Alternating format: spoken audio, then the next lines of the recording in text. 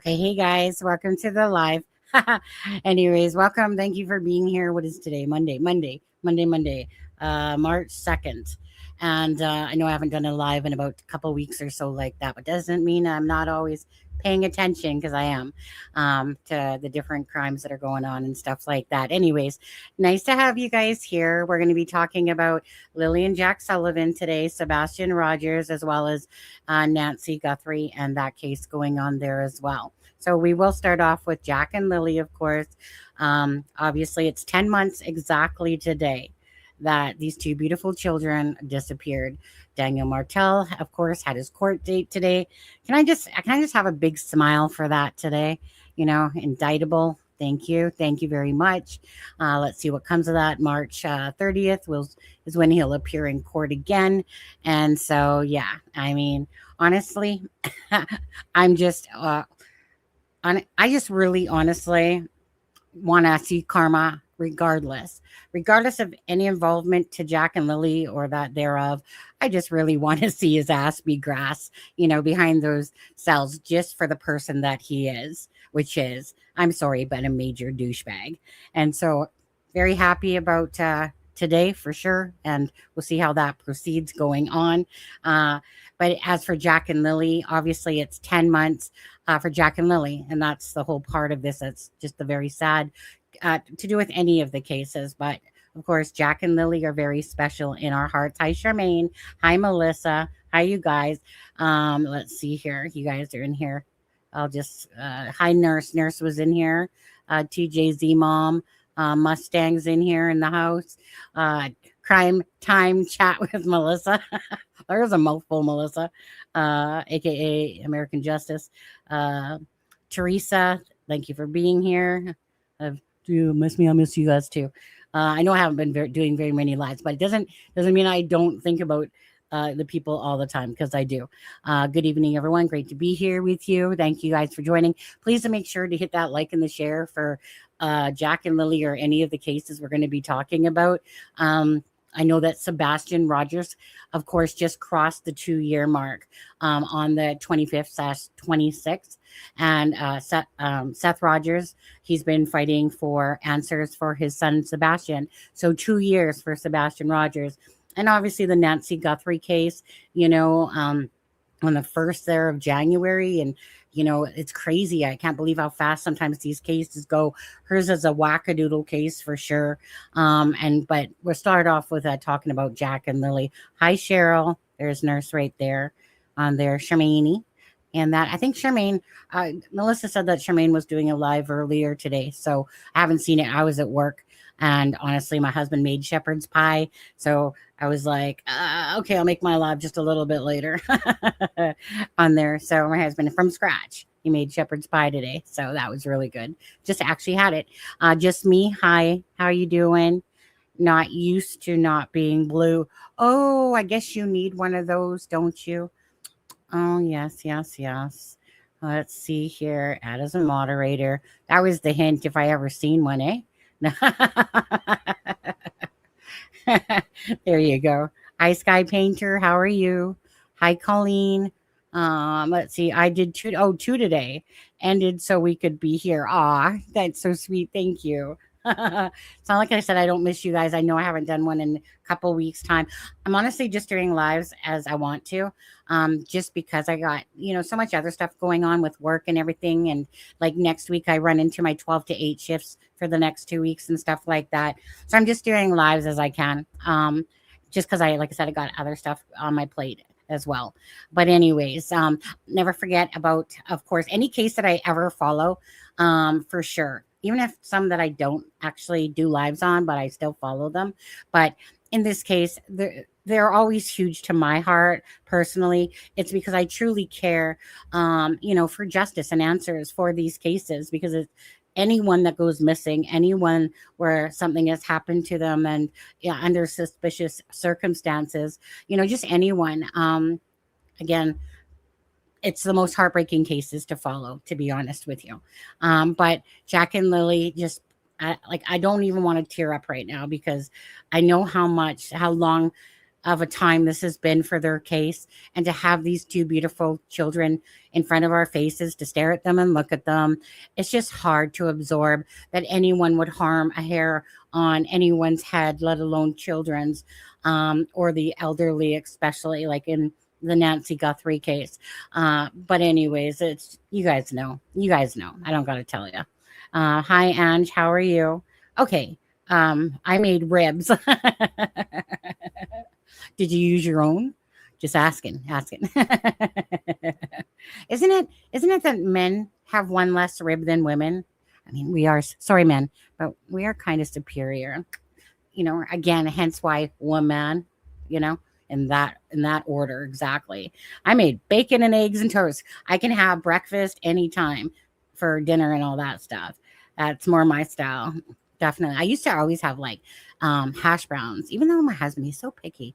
I like the little cube hash browns, like the little baby ones, fry them up like lots of butter. But anyways, I can have breakfast anytime. I'm good. But anyways, okay. So you guys, if you guys again are just joining and you haven't hit that like and the share, please do. And do it for, of course, the missing and the murdered. And you know what? I want to say, actually, should I even say it? Nah, nah. That guy can kiss my ass on every single level. Anyone that ever tries to take away from sincerity, I'll just say this, and you guys might know who I'm talking about. But any person, any douche that ever tries to take away from the sincerity of hitting the like and share for the victims first and foremost, you should just honestly be disgusted with who you are as a human being and stuff like that. There's people that might do it for other reasons, but this channel is definitely never one of them. People that try to manipulate or use clickbait and all those things and stuff like that. I mean, obviously, they need to do those to propel their pocketbooks and propel themselves, right? Ego. It's about ego and money type of idea. This channel has never been about that. It's always been about the sincerity of if you hit that like and that share button, is because you're doing it specifically for the murdered and the missing. And that's what we care about. I mean, like I said, I'd be doing lives every day trying to rake it off you guys and stuff like that, blah, blah, blah, blah, blah. But anyways, you guys know what douchebag I'm talking about. If you don't, well, it's okay. But I'm not going to mention his name because he's a douche. I made Wendy's. Anyways, oh, by the way, it's me, Kelly. Okay, welcome, Kelly. Mustang girl. And okay, so we're going to start off with the Globe and Mail article. Lindsay Jones, obviously, I'm a big supporter of Lindsay from the Globe and Mail. They always have really good articles. So I think we'll just start off with that. Share screen, go to the Globe and Mail, and I think that's this one here. Looks like boom, boom, boom, boom, boom. Okay, and I will make it bigger.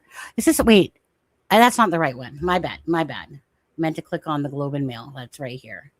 Sorry. We'll come back to this one in a minute. Boom, boom, boom, boom, boom, boom. There we go. And I'll make it bigger with me off of the screen as we do this. Okay, so again, Lindsay Jones from the Globe and Mail. So shout out to the Globe and Mail and Lindsay for always her good work. Very dedicated to this case. And obviously wrote a story, was at the courthouse today. Stepfather of missing Nova Scotia children makes his first court appearance. I just love that face. That's the face that says, I'm fucked. Anyways, the stepfather of missing Nova Scotia children, Jack and Lily Sullivan. Actually, no. And if that's my interpretation, Daniel's is probably like, oh God, here we go again. Now I got to go back to the media to sit there and say how all these charges are false and they're negative, against him, and everyone's calling him a monster, and blah, blah, blah, blah, blah. You know what? All I can say is justice will prevail when it comes to, karma.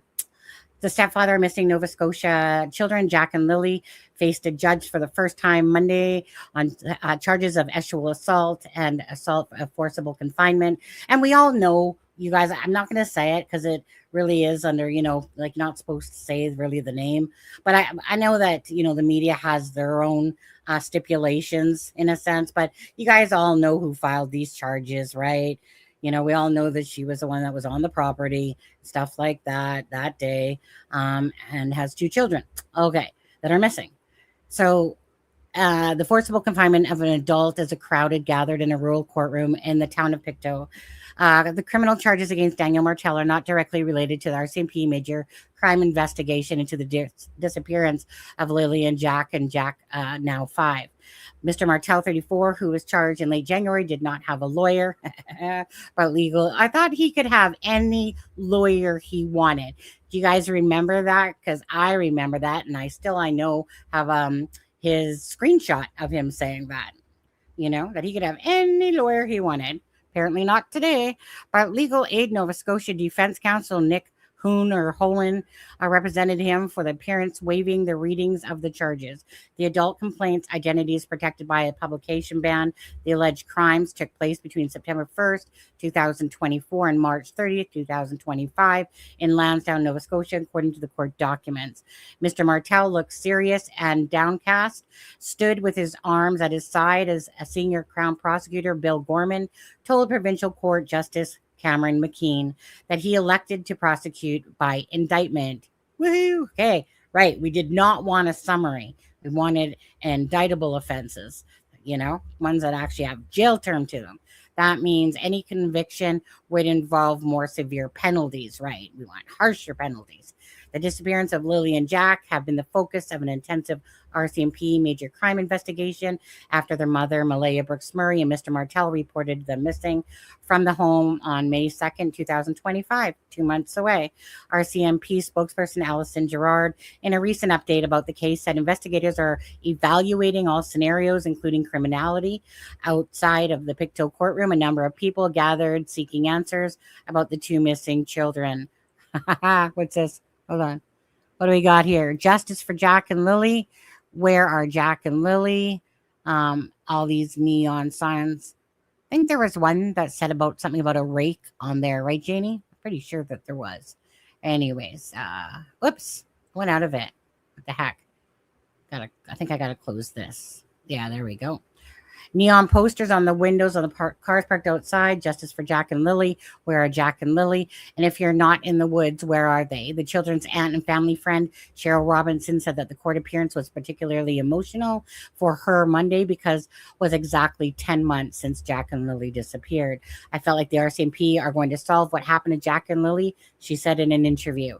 After his court appearance, Mr. Martell refused to answer questions about the charges as he briskly left the courthouse with his cousin Logan McKenzie, right? His little sidearm there, his wing woman at his side. When Mr. Martell was asked if he thinks that the charges have anything to do with the case of Jack and Lily, he had no, adding that the RCMP had said as much already. All right, when is that? Did I read that right? In case of Jack and Lily, he said no, adding that the RCMP said as much already. When pressed, he raised his voice. I just said that they're not related, he said, striding across the snow-covered parking lot. Too bad he wouldn't slip. Mr. Martell had previously denied any involvement in the disappearance of Jack and Lily. The criminal charges against Mr. Martell have not been proven in court. Mr. Martell's next court appearance is March 30th. He is expected to confirm a formal retainer with the Nova Scotia lawyer, blah, blah, blah. Okay.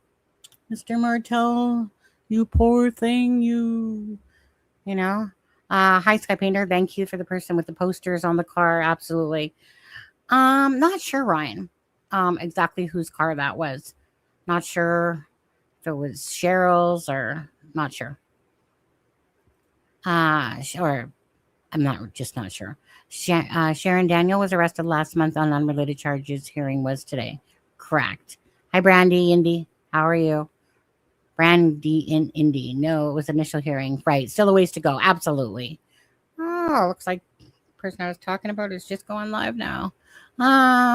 Did they arrest? Okay, so you already answered that. Okay, so we got that one. So again, thanks to Lindsay Jones, Globe and Mail. We'll take that one down. And then I'll go to I watched just a partial of this. 1 second. Stepdad. Yeah, let's watch this. Share screen. I like watching it in videos. Okay, so toggle screen. Daniel Martell appeared in Pictou Provincial Court on Monday on charges of sexual assault, and forcible confinement. He's the stepfather of Jack and Lily Sullivan, who have been missing since last May. The charges against the 34-year-old Martell involve an adult complainant whose identity is protected by a publication ban. Interested members of the public packed the courtroom for the brief appearance. At the hearing, Martell stood with his hands clasped at his waist and stared forward as he appeared before the judge. Bill Gorman is the Crown lawyer handling the case. He says Martell will return to court later this month. And that would be to confirm the formal retainer by Nova Scotia Legal Aid and to deal with the issue of election and or plea, depending upon the level of court that's elected to. Martell left the courthouse quickly and did not speak to the media.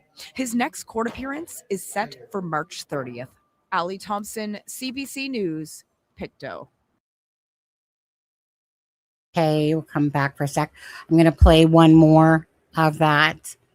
Stop screen, share screen. Again, if you guys are in here, please hit the like and share for the murdered and the missing Jack and Lily. We got Sebastian Rogers and the Nancy Guthrie case. So we're going to be talking about all three of them today. But right now, of course, we're on Jack and Lily's case. And we're going to go to this one next here. Make it bigger. Martell walks into the Pictou County Provincial Courthouse Monday morning. Wait, why did it stop? Met by a symphony of shutter clicks. There's shenanigans. I see shenanigans. He's been charged with 1 count of assault, 1 count of sexual assault, and 1 count of unlawful confinement against an adult female between September 2024 and March 2025. The window of the charge, the multiple charges that are before the court are beyond 12 months. I would proceed by indictment based upon the time frame of the charges because there is no statute of limitations per se, other if you're proceeding by way of indictment. Martell first became a familiar figure in the media when his stepchildren, 6-year-old Lily and 4-year-old Jack Sullivan, went missing on May 2nd, 2025. To this day, Nova Scotia RCMP say the case remains a missing persons investigation and Martell maintains his innocence. But now, these new allegations put Martell under a different spotlight. There was only standing room left in Pictou County's Courtroom A as Martell was arraigned on his charges. His appearance lasted no more than 3 minutes before Judge McKean dismissed him. Leaving the courtroom immediately after, Martell declined media's requests for comment. Despite the heightened interest in this case, the Crown wants to remind the public that in the eyes of the court, this matter is separate from that of missing children, Lily and Jack Sullivan. And as such, the victim's identity must be protected. And that violation of a publication ban can be the subject of police investigation and or charges. Tread carefully. Martell is currently in the process of retaining counsel. His next day in court will be March 30th. Ella MacDonald, Global News, Pictou, Nova Scotia. Okie dokie, okie dokie, okie dokie. So again, happy days. And absolutely, I just want to say this. Anyone that follows court proceedings, y'all know that, you know, everyone, they all ask for, you know, not enough time, need more time, delays, you know. So that's just a kind of a given with that. So expect that for sure, right? It's never just boom, gonna happen. It's always got a bunch of delays and all that stuff going on. So we'll see. Anyways, we'll let it play out. Just kind of like Jack and Lily's case. We're just going to, you know, let it play out and the truth will come out. And again, you know what? It's so sad, you know, Logan, you know, probably one of the only few people. Well, was Janie there? I doubt it. Janie doesn't appear anywhere. But anyways, so Daniel, to me, reap what you sow, dude. That's all I can say. Just reap what you sow. You know, the person that created his own demise was himself. That's it. Himself, you know? So it's, to me, it's like, yeah, okay. So you stop talking to media and all that stuff mostly, but the damage has already been done with your reputation and everything that you've put out there yourself. You created your own demise from any action you've done, from anything that you have done at all.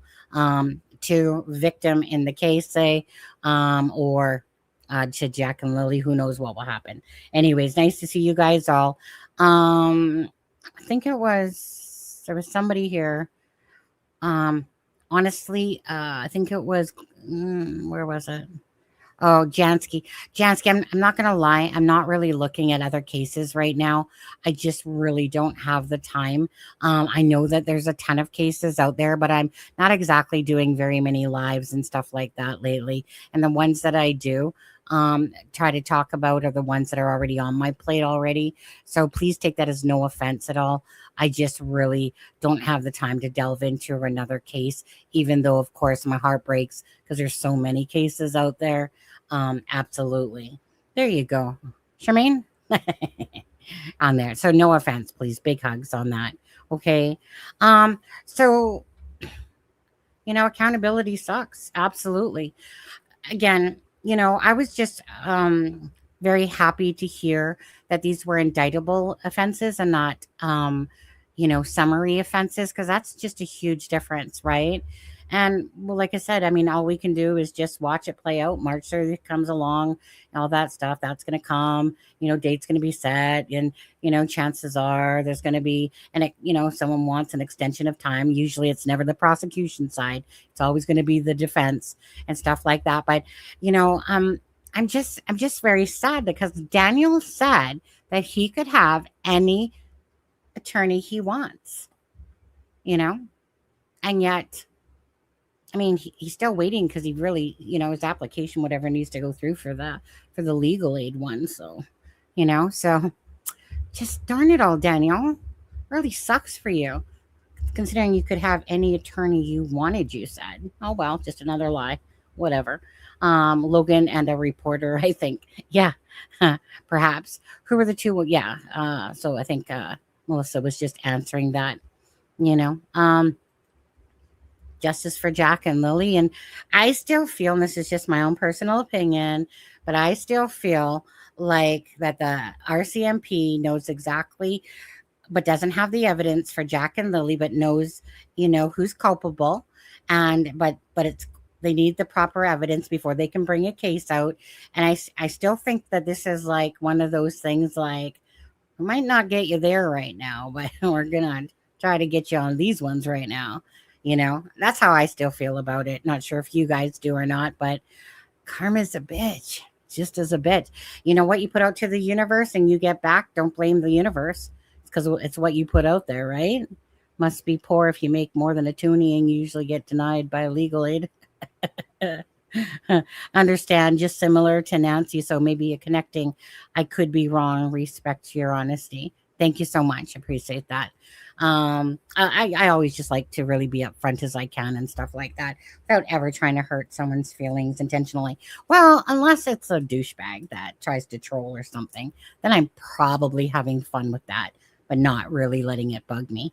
So I think so. I think it's like, well, I can't get you this way, but we'll see. Right.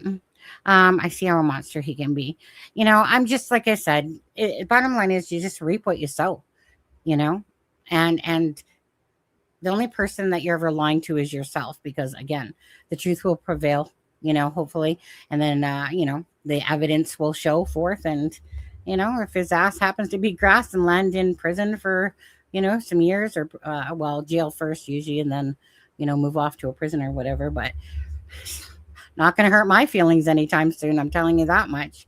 I don't, I'm not one of those people that sits there and like, you got to forgive everyone. I'm sorry. I'm not godly like that. I just don't.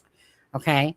People that do harm and do bad things to good people and stuff like that, or even if they do bad things to bad people, again, I don't have this deep care feeling for those type of people in this world. I just don't. I don't have that type of forgiveness. Again, if you're doing something and and it's against the law and you get caught and you have to do time for it, then so be it. Is his really name on the deed with his mom? Is his name really? That's true. That will affect his ability to get legal aid. I'm not really sure about that, to be honest. DM gonna be gay for the stay. Okay, so you guys, I am gonna move along for that. So again, we'll just see how that plays out, right? I was waiting for this day to come. Oh, actually, before I get moving on, I do want to say biggest hugs, of course, to Belinda. Always a big thank you to Chelsea, Charmaine, Melissa, anyone that's covering the case, Ninchi, there's Daphne, Clutch and Pearls, Shenanigans, everyone that's, like I said, trying to keep coverage of the case that's going on and stuff like that. But I have been waiting for this day, just because it was like, sorry, Daniel, not sorry at all. But biggest hugs to Brad being the neighbor that has always, answered questions and stuff like that. Just for anyone that's truly trying to find answers for Jack and Lily, that's all you want. Just answers, right? It's just sad. So sad. We can call him Danielle then.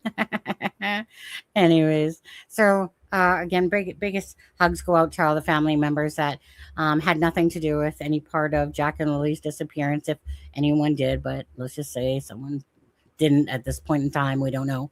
But anyways, biggest hugs and prayers, because stuff like Nancy Guthrie's case that's going on right now, or Sebastian Rogers, and stuff like any of these cases, right? They're just horrific.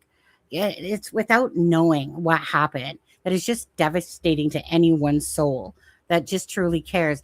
And as a human being that cares about people, even if I don't know them personally, that doesn't stop me from my heart hurting or breaking and stuff like that. Like I said, I'm not here to try to, be an analysis and sit there and off of every single word and stuff like that. What I'm here for is because I care about cases. I want to cover them because I care about the cases, and they're just sad. They're just unbelievably sad and heartbreaking to me. And that's what always attaches me to a lot of these cases, is just the sorrow that I feel for the family members, but first and foremost, obviously the victims.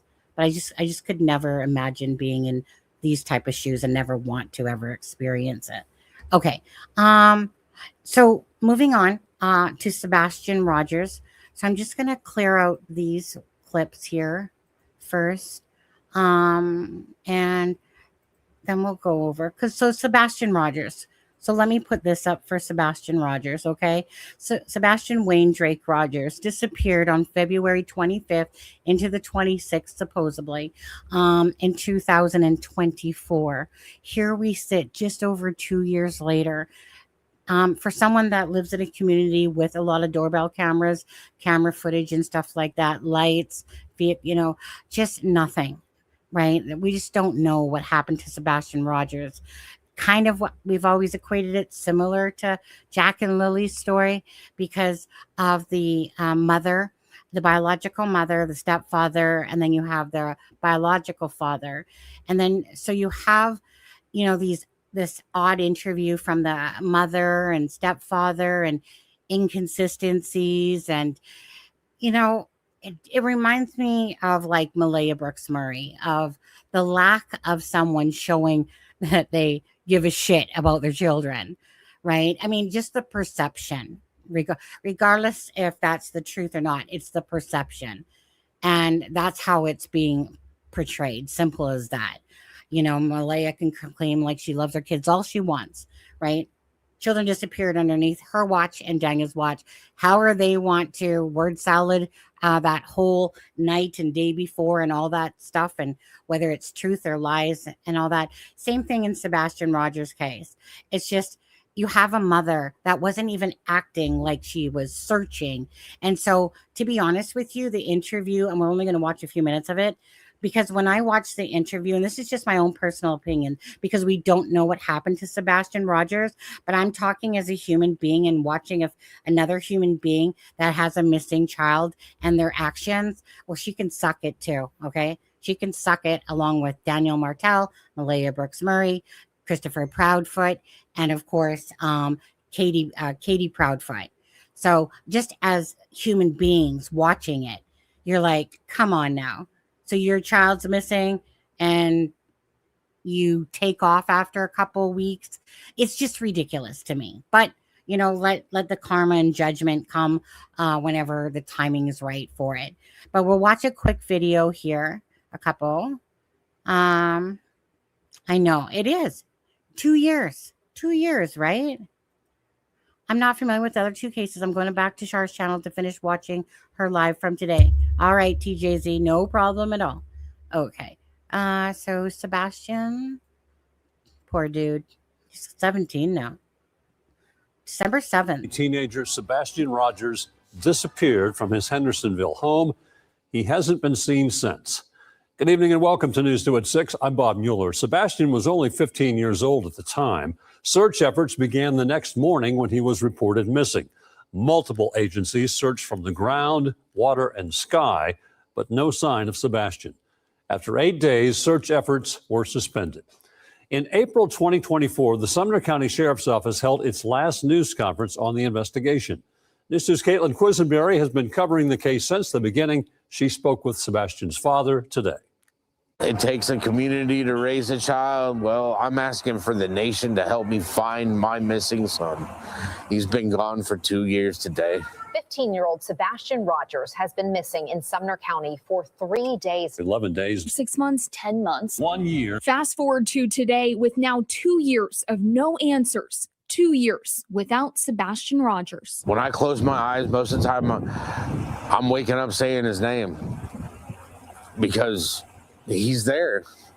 He's there. I close my eyes and he's there. Sebastian turned 17 years old in December. Holidays and special moments he should have spent with his family have come and gone. Sebastian is a bright light, fun, energetic, mischievous at times, but what kid isn't? For Sebastian's father, Seth Rogers, he says his days look much the same. Asking people to hand out flyers, talk about Sebastian. If you have anything to send the tips in. The days are long, the years are quick. Today, community members are holding up signs and demanding answers outside the Sumner County Sheriff's Office. His father asking that the Sheriff's Office step aside so the FBI can take over the case after he says the family has had no answers after 2 years. There's other agencies that could help, but they have to be willing. They have to be willing to put their ego aside for Sebastian's sake. We feel that there should be a lot more going on with him, a lot more searches, isolated searches based upon reports that were garnered during this time. And we really think it's time for a press conference. Seth tells me he will not stop fighting to bring Sebastian home. I love you, son. I need you to call me. My phone number is still the same. I will not change my phone number so that you can get a hold of me so I can come get you. We have reached out to the Sumner County Sheriff's Office. They declined an interview, but say a statement will be released tomorrow. Anyone with information on Sebastian's whereabouts can call the Sumner County Sheriff's Office or the TBI at 1-800-TBI-FIND. Let's see, and then I'm going to play another one right behind that one, okay? This is now... So poor Sebastian again. If you haven't hit that like and the share, please do. Again, for the murdered and the missing. KP changed her phone number allegedly. Sorry, but she disgusts me as a mother. Honestly, I even hate. I want to vomit. Just even going to play the next clipping, but I will. Let's see here. Ugh, stop screen. Share. And mom, yeah, here. Here's the sad mom right here, guys, right there. Let's listen to her for like 3 minutes and 57 seconds. Every day hurts the same. I mean, it doesn't get any better. The best way I can describe it is a gaping hole in my heart and in my home and in my family. Every day is praying, is hoping, is searching, is asking anyone that we meet, to share his flyer, to know about him, and hopefully find Sebastian. 15 when he went missing, 17 now. But he has just this beautiful smile. I mean, he's just got a big grin, and he's got a goofy sense of humor, and He loves being helpful, and he enjoys playing video games and building things. He loves animals. Cats particularly are his favorite animal in the world. Green is his favorite color, and he loved getting out and doing things with us, going bowling and going out. We used to go hiking a lot, and we'd hike to, like when we lived in California, there were waterfalls and whatnot that we used to go hiking to. And he would get so excited at the end. Just we'd make little videos showing how far we'd come and whatnot. But he's a good kid overall. What do you miss most about not having him around? Oh God, everything. I miss his smile. I miss telling him to get up in the morning for school and him going, Mom. I miss him making his little jokes. I miss watching him run around with the dogs. I miss all of it, the good, the bad. I miss everything about my son. Describe what it's like to live with so much uncertainty, trying to figure out where he is, if he's okay. Awful. It's horrible, honestly. I don't have a way of knowing if he is okay, of knowing if Sebastian is safe, of if he's being cared for, and where he is. And it's something that I don't think that I will ever be okay or be used to until we get answers. Truthfully, it's hard to keep hopeful when it's been so long without answers. But like I said, I won't let that hope go. I refuse to let that hope go, and I refuse to stop believing that he is out there and that he is going to come home. And I just pray to God that he's looking over him and that he's keeping him safe until we can find him. I know that there are many people out there that are still helping to share his flyer and whatnot. We continue to ask people to do that. We continue to ask people to just stay aware, keep aware of your surroundings, that type of thing. But as far as different, it's the same. It's the same pain. It's the same absence.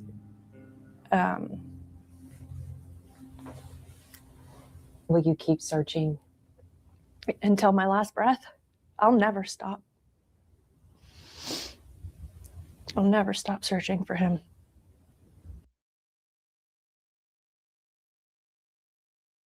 Okay, hold on a second. Which one was I on there? Okay. I know that this was like a shorter version of the actual interview. I didn't want to puke the whole way through listening to her. Okay, seriously.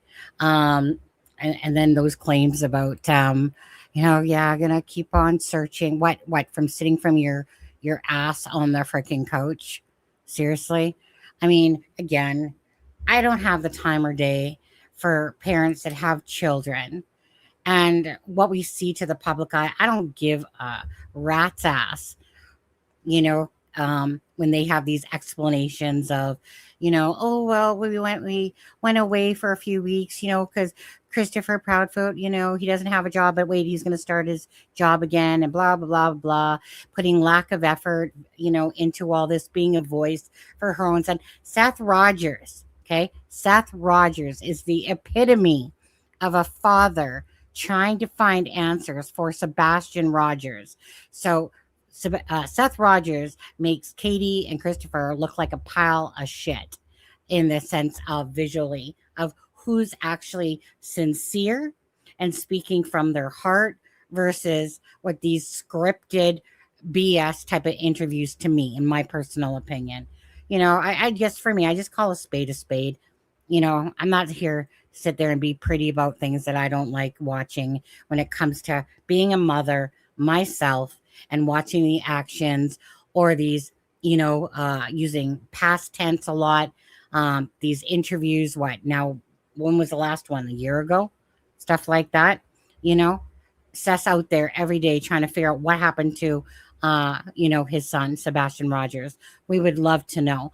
I pray one day that Seth gets those answers for Sebastian, and we can only hope that those answers will come. But as for Katie's interviews, they absolutely mean dog shit to me personally. I could care less about the woman. She should, like I said, people that truly care about their kids, they just want to sit there and you know what I mean? Like I said, your child's out there. Are you thinking about yourself and not kind of going to media or using all those resources that you can to have to propagate Sebastian Rogers' disappearance? Or do you sit on your fucking tuffet, eating your curds away on a couch, acting like you're searching and stuff like that, and then sit there and claim how much you miss your son? Sorry, but look at Seth. Okay, he had a channel that he had made a couple videos on, and then he brought his channel up. Why? So because he was going around to all these different YouTubers, including this channel, right? Going around, and then he did the smart thing, and then he brought his channel up and was being a voice for Sebastian on his own YouTube channel, Seth Rogers, right? And so to me, it reminds me a little bit of Janie and stuff like that as well, or even Malaya, right? Who cares about you? Who cares about you? What you should be caring about is what you can do for the children that are missing. So who cares if you don't like being in front of a camera? Who cares about you? Nobody gives two shits about you when those are your children that are missing. I don't give a shit about them. What I give a shit about is the children that are missing. And what I would do, I don't care if I don't like cameras. I mean, I don't care myself personally, but let's say you're a person that doesn't like being in front of cameras or talking. Who cares? It's not about you. That's the part that bugs me about these cases. It's when it's not about them. People sit there and, like I said, they're the actual physical parent. And yet, I'm sorry, what exactly are you doing? So to me, Katie is just like another Malaya to me, calling it how I personally see it. It's definitely not actions that I respect, not when it's not about you. It's about the children or the missing and the murdered. Okay, so Sebastian Rogers again, 2 years. Okay, it's such a sad case for Sebastian Rogers. So many cameras and different things, and don't know what happened to Sebastian. I'm at first, kind of like Jack and Lily's case, you talk about it because there's information coming out. You're trying to see the inconsistencies of it and all that stuff because, timelines, of course, are important. Words are important. What family members are saying or not saying and the different things and stuff like that. And then it becomes a point where do you go? There's not really a lot of places to go besides just hopefully somebody or something will lead to the answers in about this case. The Jack and Lily's case, I still feel like that there's definitely more there of stuff behind the scenes than, say, Sebastian Rogers. I feel like with Sebastian Rogers, unless people that know what happened to Sebastian Rogers come forward, unfortunately, his case, can be years, perhaps. I hope not. Nobody ever wants that to be the case. But we see lots of cases where 2, 3, 4, 5 years, 7 years, 6 years, whatever, down the road, that all of a sudden, poof, next thing you know, somebody's being arrested or some update in the case and stuff. So, but Sebastian's has the least likelihood between his and Jack and Lily's of being solved. I think that Jack and Lily's has a better chance of being, answers for that case. And yeah, Sumner County, exactly, I think we pretty much know how Seth feels about Sumner County. Over to the FBI, like Seth said. Absolutely.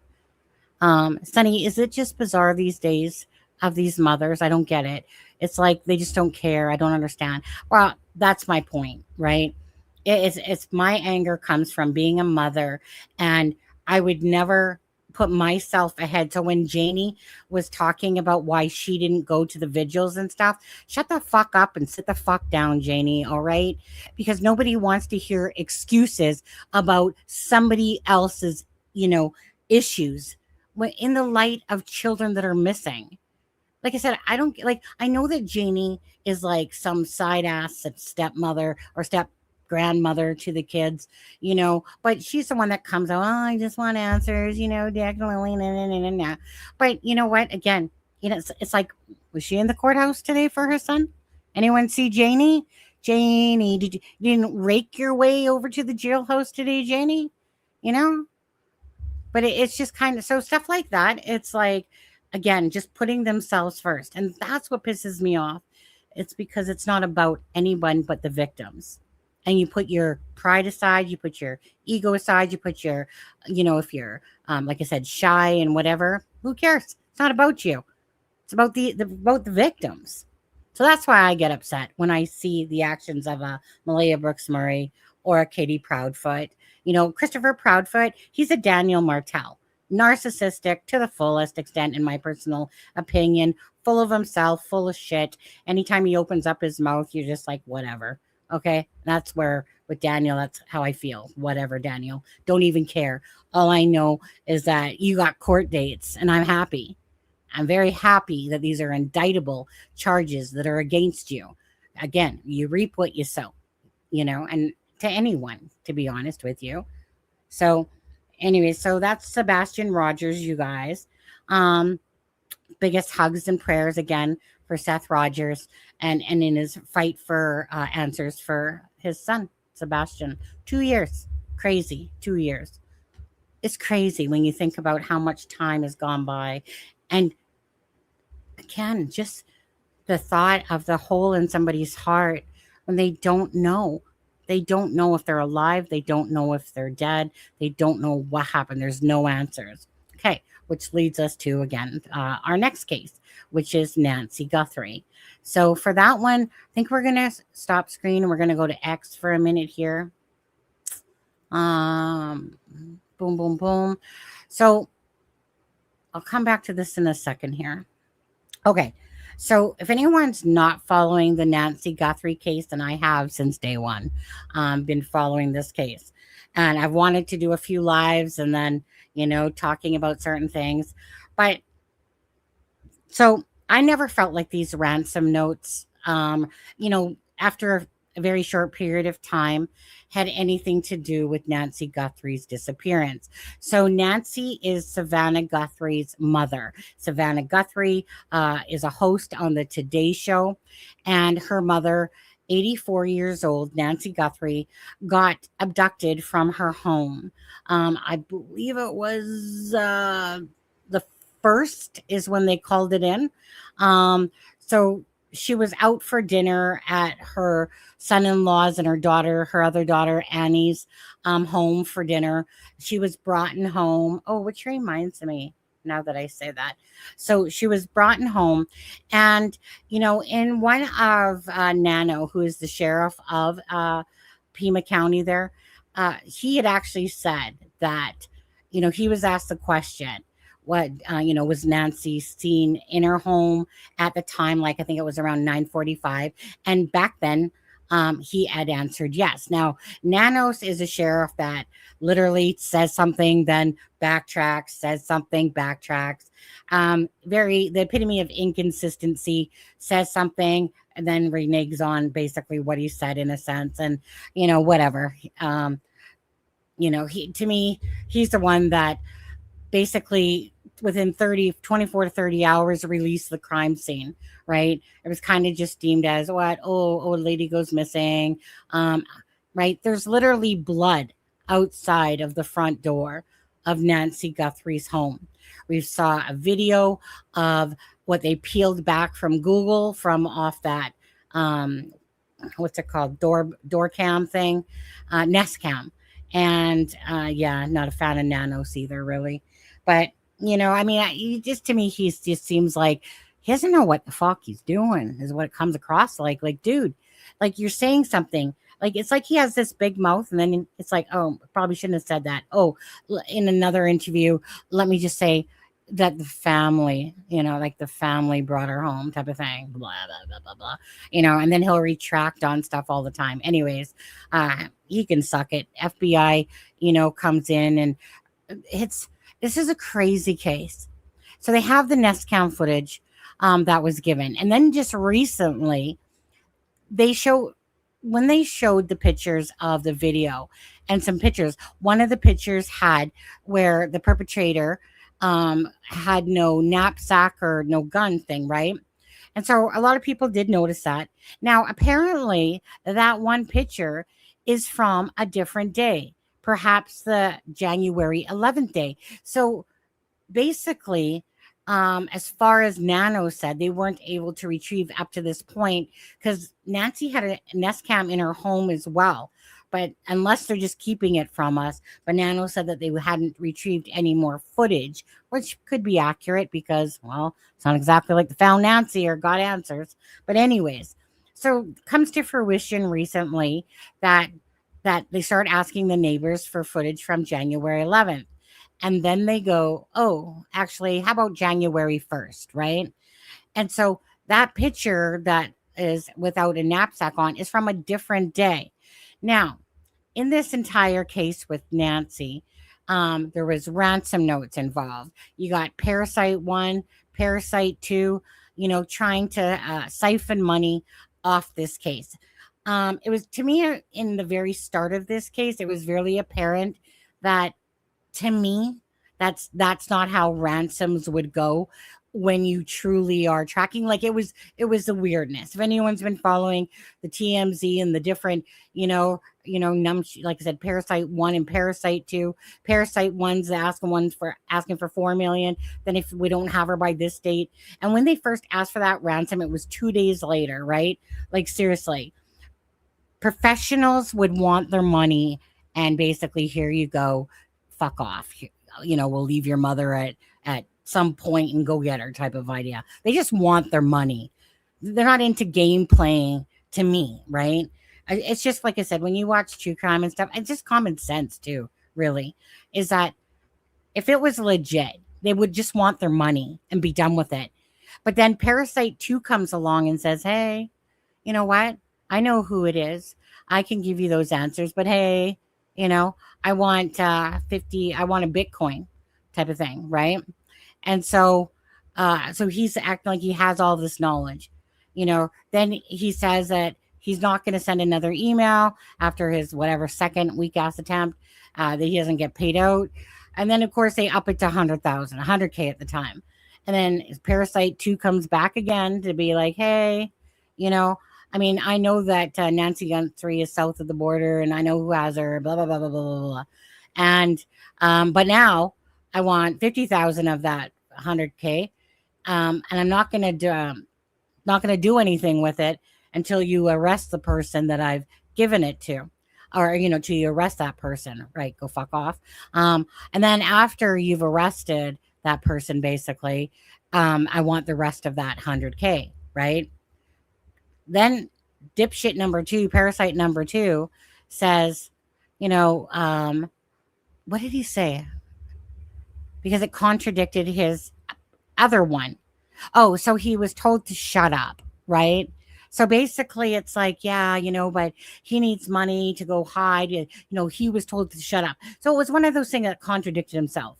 So you already said that you knew who has her, knows the name, and then you were told to shut up. So you would have to be within the circle of knowing, but actually, to me, really, you're just in the circle of a bunch of fucking parasite scammers trying to make money off of a sad situation. And of course, so what happens? What happens after Parasite 2 doesn't get the money? Then another ransom note comes out and says basically like, still approximately $6 million. Go figure. It's because those two fucktards are all probably working together. They're both sending these ransom note things and these asking for Bitcoin stuff all through the website, right? All through the website. And yet they're not trackable, right? In a sense, or they haven't been able to track them down. So tell me that Parasite 1 and Parasite 2 are working in conjunction with each other, but yet they have nothing at all to do with Nancy Guthrie's case, right? So they can have a cup of go fuck off on them. So I didn't ever, at the start, you kind of listen to it all, and then you're like, no, come on. No one's going to hang on to grandma for fucking a month and be like, hey, do you need your meds? Here, let's change your diaper and help you out, get you dressed. No, fuck off. That's not going to happen. Okay. Nancy Guthrie, to me, I think has been harmed. I don't think she's with us no more. Okay. There's blood outside of her house. Now, so what did then happen to Nancy Guthrie? Don't know. My best educated guess myself would be that Nancy and her mama had a show, right? Where Savannah was having a hometown show, with her mom. So I think that this is either somebody that lives in the Tucson area and that they were watching this show and goes, hey, rich fucking grandma over there, type of thing. And so to me, it might have derived from that. And then the next option perhaps might be that somebody fucking is is pissed off at Savannah because she didn't pay them no attention like a stalker would. I don't know. Burglary gone wrong. And I definitely kind of think that still has hope with that one. But I think it was a targeted robbery towards Nancy Guthrie.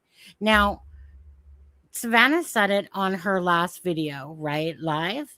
And she said about that her mom was taken out of bed. Now, we had already heard that earlier about the being taken out of the bed in a sense. So, I don't know. One person, two people,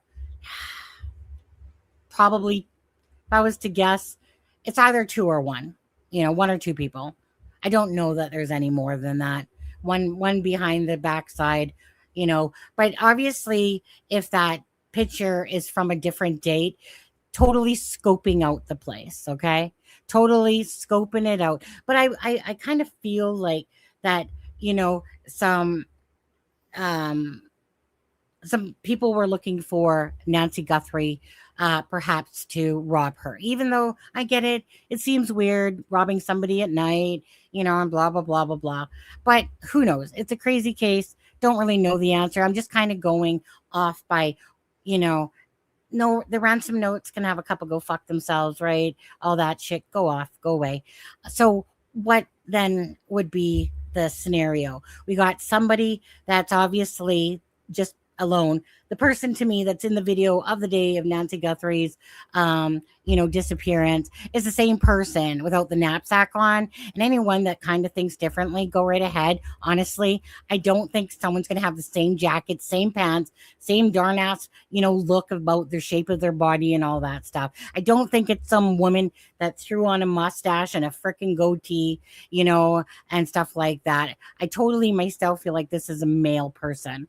I get it. Like in that one picture, like the eyebrows are like way up there because it's almost like, oh shit, or oh whatever. I don't understand that either, because if they're looking at the place prior, it's like, what, you're robbers and you don't know what an S-cam is. I'm just thinking that it was perhaps a person or two people looking for some goods. They see Savannah's show with her mother, type of thing, and then they get this idea of, oh, the mother probably has, some jackpot shit at her house.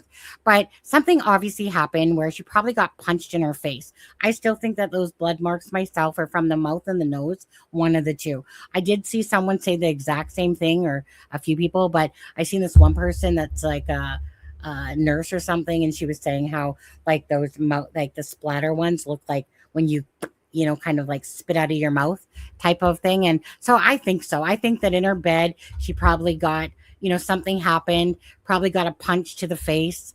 But the thing that I don't understand is if there's okay, so there's that blood out front, right? And fuck me, those idiots for not taking that rug that's outside of the front door. Really? Great investigation from the get-go on this, right? It's now contaminated because the crime scene was released and people are traipsing all over the property, right, nanos? But anyways, but the one thing that I wasn't seeing and nobody's ever talked about her in a sense is not talked about, but it's just footprints, right? Like if you're guiding somebody out of a house, because obviously to me, I think that these blood marks, they're going up and down, how it's been said by so many experts, right? It's kind of like the person must be like vertical type of thing, unless they're hanging her on the hands going straight down the opposite way. Could be, I suppose. But it's kind of like, so chances are she might have left alive, perhaps. I guess it would really depend. Like if someone was holding Nancy in their arms, but where's like some footprint marks that are mixed up in the blood? Like you would see like a footprint of something. Like if you, like, no matter how you kind of look at it, how do you see that there's blood in the ground, but you don't see like some, like a footprint slide mark on the blood, you know? And no, and there's another thing about that too. Um, last I heard, okay, Jansky, last I heard, when was that car returned? Because last time Ashley Banfield reported on that last week, she said Annie's car had not been returned yet, right? So, and that was only like in last week when she'd put that out there and she was giving out some details about the shirt and different stuff. But she had said that the car hadn't been returned because it was still it was still part of the investigation. So I don't know. So I'm not sure where you heard that, Jansky, but I'm just going by what Ashley Banfield said, like literally like 5 days ago or something, 5 or 6 days ago. So I mean, it could have changed by then, but I don't know. But because it is strange, right? Like you've cleared the family, so then it was like, well, why not? Why aren't you giving the car back then? Right? Family's cleared, you know. Anyway, I gotta have a sip of my lozenge. Wait, and a drink. Mm-mm-mm-mm. Luke has it back. Anyway, let's watch this thing. I guess let me just make this bigger here. So today's show host Savannah Guthrie visits a memorial outside her mom's home with her sister Annie and brother-in-law. Okay, they stayed for a couple of minutes and were accompanied by Pima County sheriffs. So let's just watch. Obviously, there's no sound.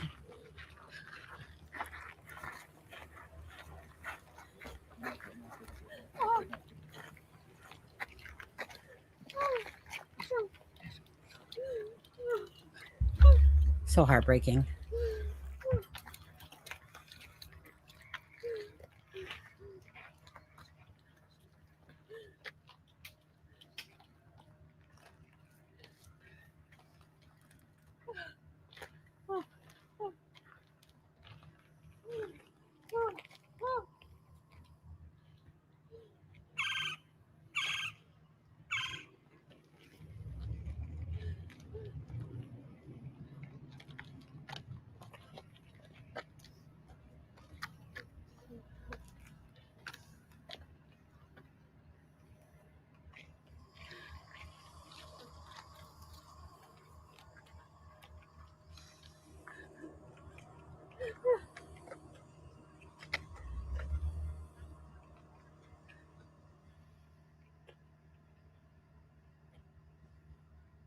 Mustang, I'm talking about Annie's vehicle though, not Luke or his mom's vehicle.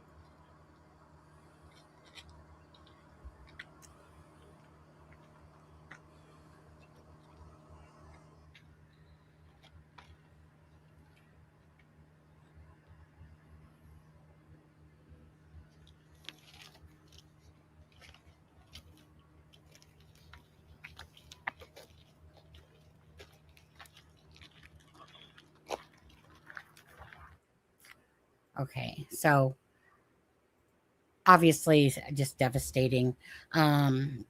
let's see. Yeah, this is so strange. Was it a robbery gone wrong? Lots of questions with this case. Absolutely.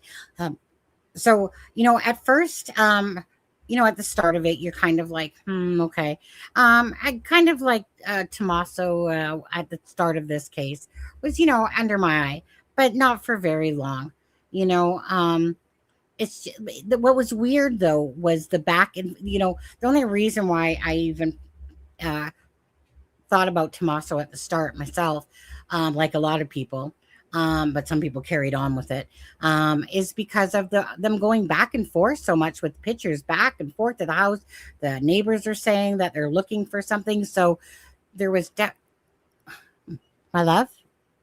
I think that the cat opened the door or something.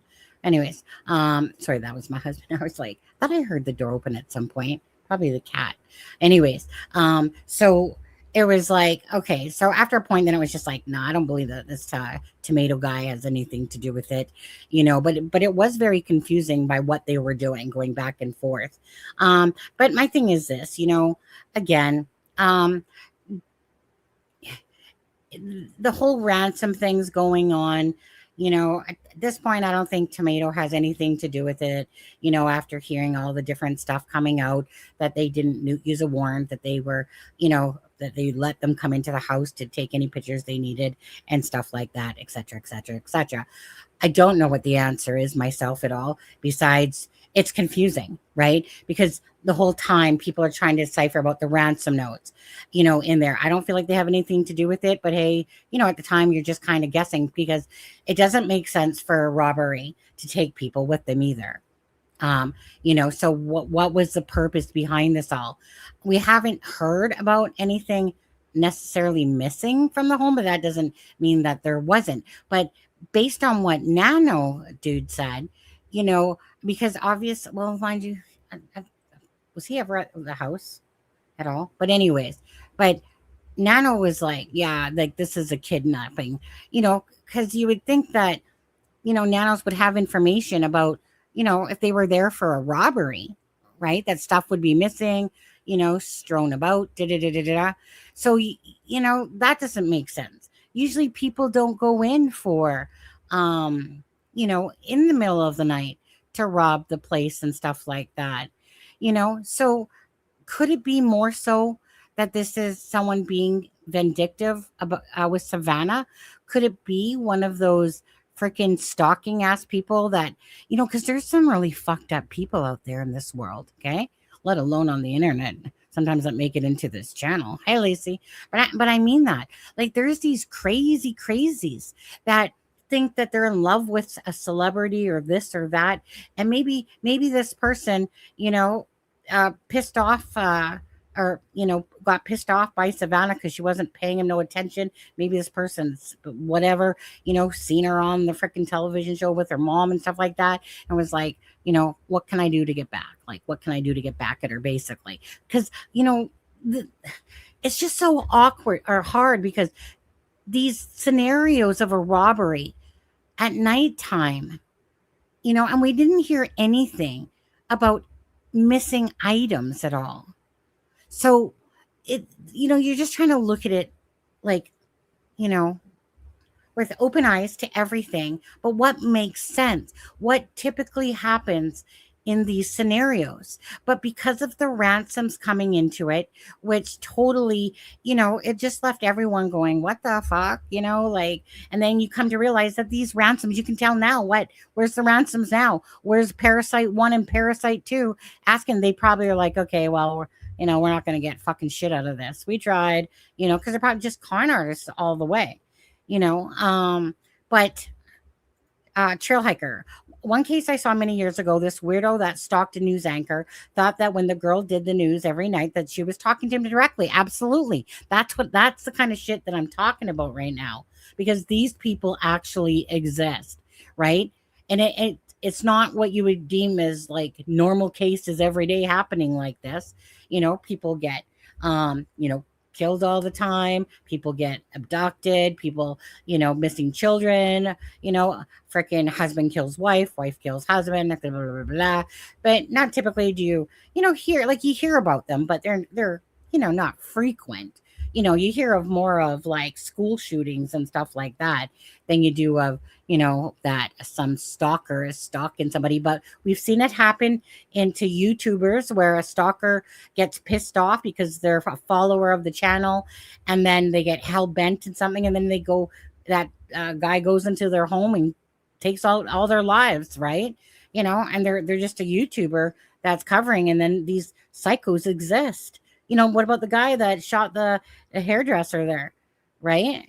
Just goes in while she's live streaming, poo, right on stream, because these psychos exist. So just, if we haven't heard of any items missing, not to say that there hasn't been, but what are the chances that somebody goes in for a burglary during the nighttime when typically someone's going to be in the home? I'm sure if someone was stalking Nancy specifically, they were looking, again, looking around the home, seeing, knowing what time she comes and goes typically, et cetera, et cetera. So it doesn't make sense either about the robbery. But I mean, it could be, but it just doesn't make sense about how someone would typically rob a home and stuff like that going in nighttime.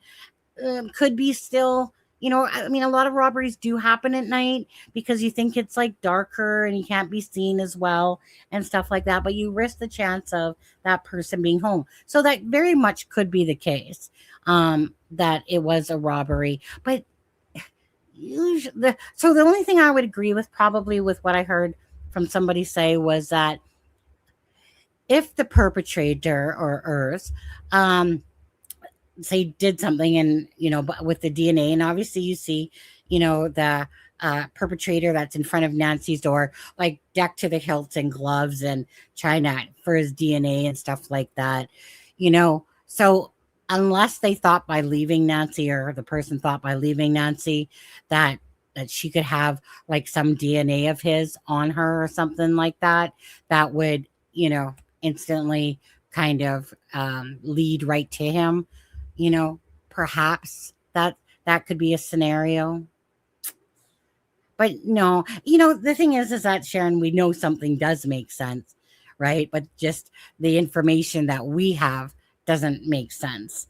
But obviously there's been no arrest either right at the moment. So it's just been very convoluted with these ransom notes. And, we're seeing a picture from perhaps January 11th. And then, we see this person with his foliage, in front of the camera and stuff like that. Well, that there has to be a vehicle attached. No one's going to be like, hop on my back, Nancy. Come on, let's get you up and go.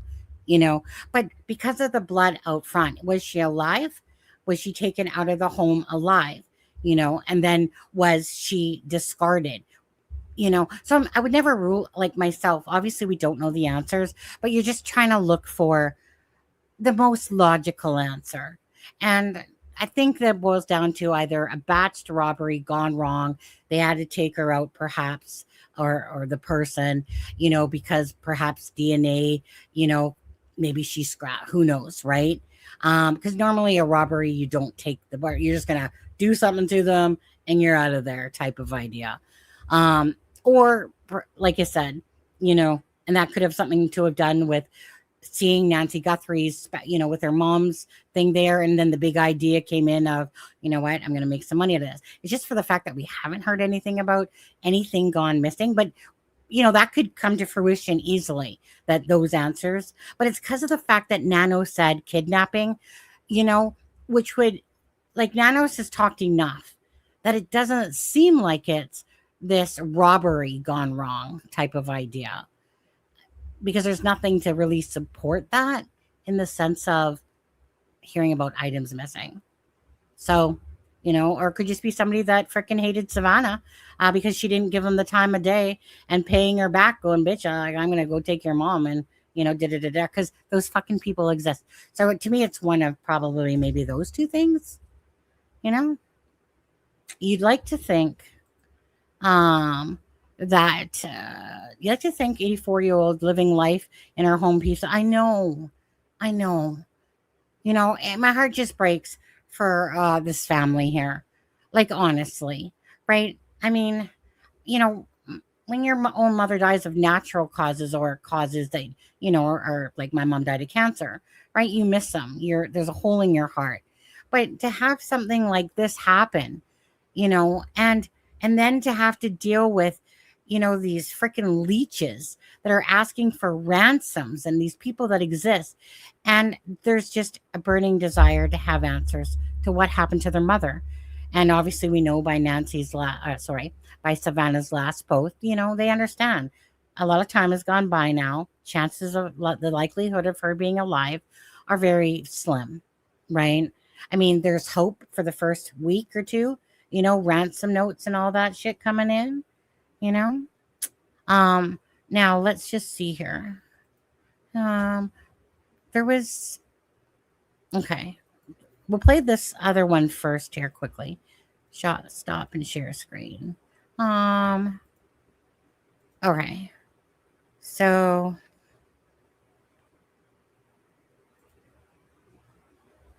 wait, where's the video? So they were there for about 6 hours, and I was in the SWAT vehicle, and they went through my house and went through everything. This is Luke Daly's mom. Everything broke my. If a door was locked, they would break it open to go see what was in there. There really wasn't anything in there, but it was pretty upsetting. Well, and it's one thing to come to you and say, do you have any video or anything like that? It's another to detain you and search your house with a search warrant. Did they tell you why? I guess I assumed, because I live close by or something, but I just said I'd do anything if we could find some clues that might help, but I don't think there's going to be anything in here. So when they detained you, did you know that this was related to also them investigating Luke? No. You had no idea? No, I wasn't thinking this was about Luke. I found out it was also about Luke, but initially, no, I was thinking it was all about Nancy Guthrie and finding her and whatnot. Here. So that's the end of that one. Now, I think I will pull up, because I haven't listened to it. We'll pull up the interview with Luke Daly on there. Now, I'm not going to lie. Okay, there's been a lot of people accusing him and stuff like that. Personally, I'm not accusing anyone there at all.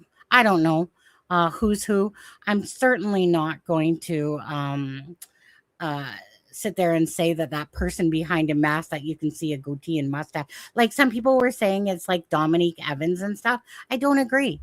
Yeah, he kind of looks similar, just like probably a freaking other million people that could have a mustache and a goatee and dark hair in the world. But I mean, he's older now, right? Gray hairs and stuff like that. I don't think it's some chick. Seriously, I don't think this is some chick's body. You got to be a butch chick to have that body and then sit there and go, you know what? Well, I mean, it could be possible, but it's just very unlikely that some chick goes, you know what? I'm going to dress up like a man because I'm kind of a butch anyway. Here, let me put on a mustache and a goatee because I'm just going to, like totally mess with people. And it could be true. It could be true. I just think it's highly unlikely myself on that. So, is there anyone watching right now that thinks that it is a female, that the picture of the perpetrator is a female? Is there anyone that actually thinks that?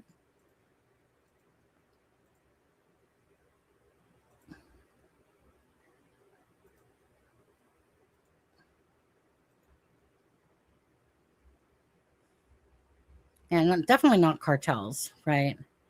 Definitely not cartels, man. They don't play these stupid games of, you know what? I think I'm just gonna wait another week, then I'm just gonna draw. So again, that whole ransom stuff can suck it on this one.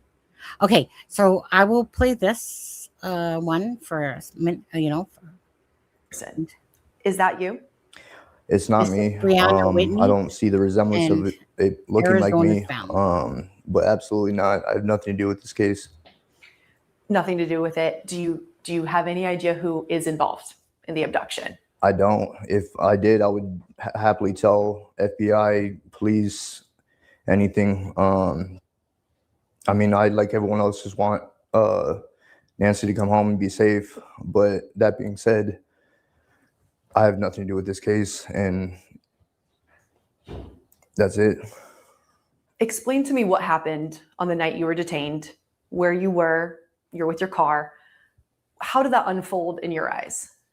So I was driving home. I noticed two sheriff vehicles following me.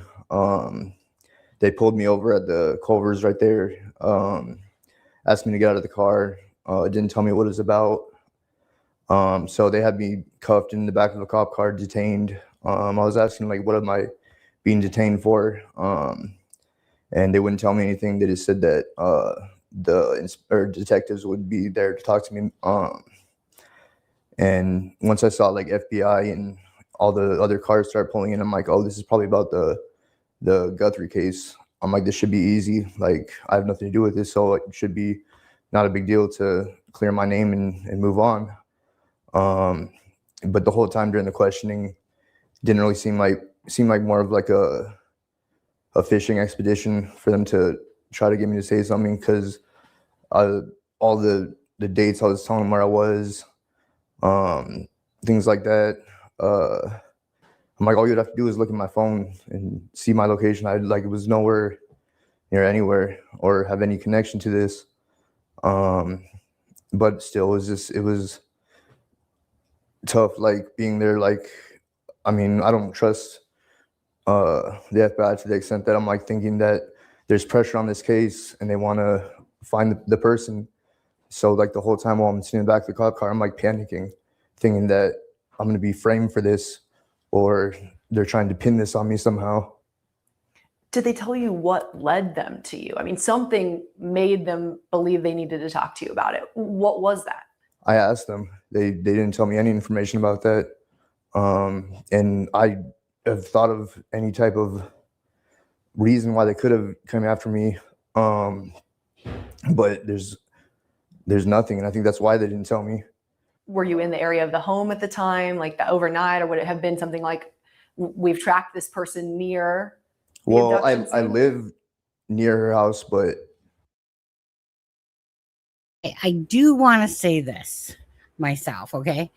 No offense to Luke Daly, dude, but I am curious, and I don't know the answer to this, but I am curious if he shaved. If at the time of Nancy Guthrie's disappearance, did he have this here? Because if he had this facial here, to me, then he's not the person. But so I don't, this isn't like in a sense, but I can understand that he has very similar eyebrows to the person that's captured in that video footage. If there's one thing that I was looking at was these very kind of long, thinner eyebrows. And it was kind of like you could just kind of see it, right? So imagine him doing this type of idea with his eyes. So that's what kind of like just looking at him now, right? In this interview, if he had that mustache and goatee, like what we see in the video footage, you know, I can understand, like, obviously there's a reason why they went kind of after him, because if he did have facial hair and this here then at that time, and now we're seeing a more clean cut look going on, but his eyebrows to me, and that, but that thing is that there's so many people that could look like that as well. But just because he was a person detained, I could see that there is the similarities only if he had that facial hair back when Nancy Guthrie disappeared. I don't know. The guy that's in the video is kind of stocky too. Like if you see the guy in the video, he's like 5'9", 5'10". He's not exactly a lightweight to me. I don't think that person's like skinny. I feel like looking at his body size, it's like a pear. Reminds me of a pear a little bit, where it's like the upper body, you know, you got some fat going on there, and then you have the legs and those pants that come down thinner, and it just reminds me of like a pear shape. But anyways, you know, I mean, he's coming out talking to, you know, the news and stuff like that. Most people, if they're guilty, they don't really want to, but then by the same token, look at Daniel Martell, right? That man just would not shut up, come out. But again, there could be so many people that have those same similarities from just what we saw into the video. Anyways, that's just kind of my take, just right now looking at his eyebrows and his, if he did have it then, but chances are, again, who knows? I mean, Who knows I didn't even know that until who after the truly fact. did something to Dan. Like, I barely just learned where her actual house was in Sure. relation to mine. So I didn't even know. Had you ever met her? No. Did you know who she was? I knew who she was because my mother was following the case. But in terms of other than that, I would just go off what my mother was telling me. And so how long were you detained for? Probably maybe 4 or 5 hours. In the back of that car the whole time? And they searched your Range Rover extensively? Yeah, they searched Range Rover. They towed my Range Rover. Did all DNA testing or whatever, and then gave it back to me. Took my cell phone. I've had no way to get a hold of anyone, which is probably a good thing because everyone's looking at me like I'm this person that I'm not. So it's been rough. You got your car back? Yes. In rough condition, or was it okay? Well, when I went to pick it up, like, it wouldn't start. They I guess they drained the battery down, and it was just covered in the whatever white substance that they use for testing. But yeah, other than that, I got it started up, and it wasn't. Luckily, it wasn't damaged in terms of like repairs or anything. But so when they released you, what did they say? They say you're free? Did they say never mind? I mean, what was the verbiage there from them? They had just told me that they were still at my house, so I couldn't go home. But they drove me somewhere near the house and just dropped me off. I was like, well, I don't have a phone. How am I supposed to figure out when I can go back to the house? They basically said, you're just going to have to figure that out. So, I mean, I waited just where they dropped me off at for maybe an hour or so. I had a friend that lived near the area, and I walked over there. They weren't home. So I was just waiting, like basically just on their patio. And then it got to the point where I'm like, well, they should be done by now. I walked back to my house, and this was like the worst part for me, is getting there and seeing the house torn up. But the worst part was my mom not being there, and her being elderly and having AFib and things like that. I'm thinking the worst. Like, I see her cars here, but she's not there, and I don't have my phone to get a hold of her. So I'm wondering what happened, if I need to start calling hospitals or what the deal was. But luckily, I guess she went to one of the neighbors, but I didn't find it out until the next day. Right. You were detained and released, but you've said it, your face, your name, it's everywhere online. People still believe you were either involved or did this. What's that been like for you to have your name, your picture, even a past mugshot all over the internet associated with this case? I mean, for me, it's terrible. It's hard to go anywhere, and the hard part is they're making all these assumptions based on things that have absolutely no relevance, and they're just bringing up my past, which I do have a past, but nothing violent or anything like that. All my past has just been involved with using drugs, and I haven't been in that life for over 2 years now. So all the things that they're bringing up, I guess it's public record, but it would have came out if it wasn't for all these people speculating and doing things like that. So now people that had no idea about my past, so I've done like a good job of working past it and not having anything to do with it. So them doing that now is kind of just reopening this whole speculation and make me out to look like this bad person, which I'm not. And it's not just been you. People have found, records of an alleged girlfriend of yours. There's been a lot of rumors swirling around. What do you want to say about those rumors, about you, about her, about, everybody that people have looked at and said, well, they could do this? Yeah, first of all, that's not my girlfriend. I barely knew that girl, and I was arrested with her on a completely different circumstance over a year ago. I haven't talked to her since, and I guess they're just going off of the arrest, saying that I was arrested with her. So, but I hardly know her. Just quickly, correct me if I'm wrong, but didn't he just say a couple years ago he hasn't been in that life? And then he just said like about a year ago that, you guys catch that? Like, is it just me? Because I heard him just say that I haven't been doing any of that stuff or whatever for a couple of years. And then all of a sudden it's like, yeah, that was about a year ago. And I'm like, wait, what? Did son-in-law walk Nancy in or stayed in the car? Yeah, so Nanos had said that Nancy was seen in her house last, right? So meaning that would be by family. Tomato Dude and I think actually that Annie was probably there too, to be honest with you. But yeah, so I didn't miss that. You guys didn't miss that either. This guy's obviously nervous. You can tell just by the way he talks that he's kind of like jittering in his talk, feeling it out. Now, don't get me wrong. I learned my lesson from the Delphi case. You could literally ruin somebody's life, right? Because obviously the online sleuths, they're the ones that do this type of digging.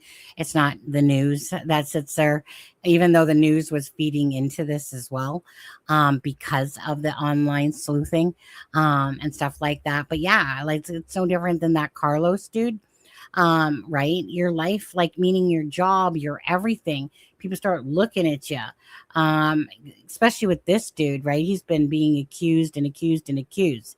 Obviously, he got put into the limelight. People wanted to know who it was, et cetera, et cetera. And yeah, all his dirty laundry, came out there, stayed in cars supposedly. So wait, didn't his mom say Nancy was her neighbor at one time, but he didn't know her? Yeah, because, he had said that he kind of lived not too far from her or something like that, right? I personally put very little effort into looking into this because I was not about to go, like, although I'm going to, show you a couple things in a minute. There was no person I was going to sit here and try to call out for being that person. When you're behind a mask and there's so many people that could look like that person and stuff like that, I just didn't want to be part of, taking on like, oh yeah, Luke Daly looks totally like the dude. Now, granted, I'll just stop screen for 1 second. Okay. Just so I'll pull up a couple pictures here.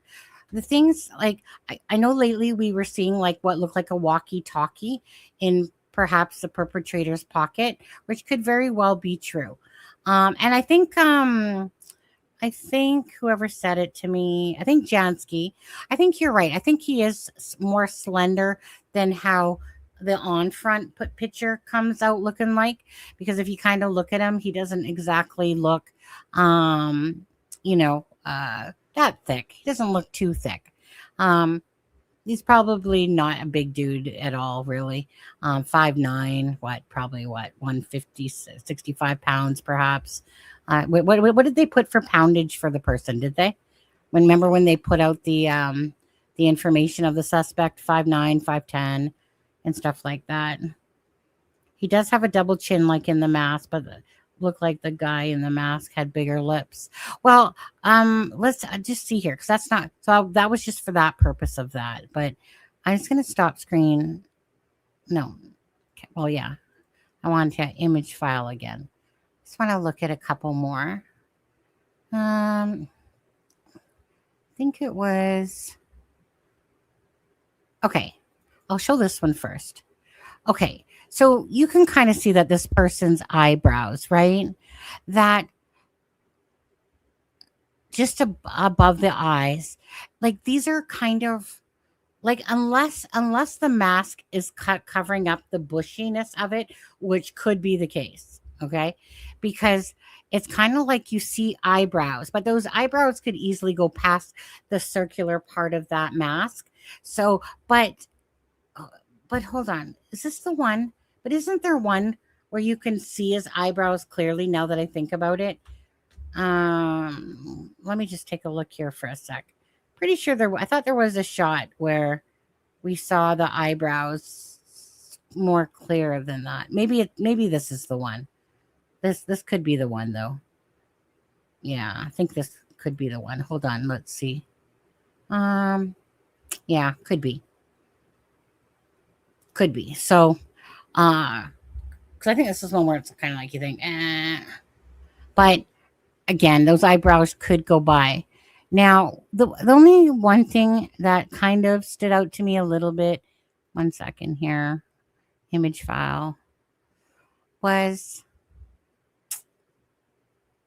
must be in this picture.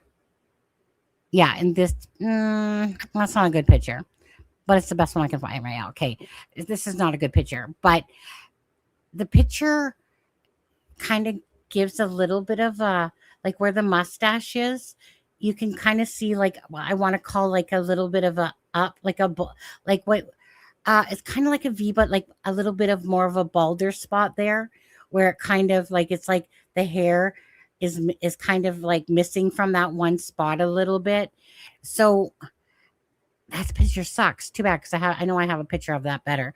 But you guys know what I mean? It's like they're showing the mustache and some guy's mustache, but then there's a little V that kind of upcuts into the hairline a little bit of the mustache, creating it to look like there's like almost like a little missing patch a little bit somewhat, but that's just probably say how the mustache grows or whatever. But I mean, sorry, just going to go back to the share screen, back to his interview here. And don't associate with her. But in terms of everything else, I mean, all the speculation is just going off of, right. I don't even know if people really believe it, but on mine, it just seems like they're pushing this narrative and trying to make connections with things that are, I don't know, basically like circumstantial, like saying my eyelashes match the guy in the ski mask picture, which I'm sure like you could use anyone's picture and find similarities. And you don't recognize the person on that in that footage? No, I don't. But in terms of all this, like I said, they're comparing my face to this. They're talking about my Range Rover, which I didn't even buy until after she was reported missing. It was a new car, yeah, for you? Mm-hmm. Yeah. They're talking about another car that was towed off my property. That car wasn't an accident, has nothing to do with this. It wasn't towed in relation to this case. It was being towed by the insurance company to assume if it was totaled or not. So that had nothing to do with the case. There's no evidence to point towards me other than speculation. You really guys something, because I'm curious now. Do you remember when they were over near Annie's home? Does this guy live near Annie's home somewhere over there? Because all I remember is that, like when JLR and the news was over at Annie's house. Was it Annie's house? Because remember there was that car that had, where was that actually? Remember there was the car in the driveway that was in an accident and it had a little piece of tarp over the front. Where was that car? The car that was in the accident.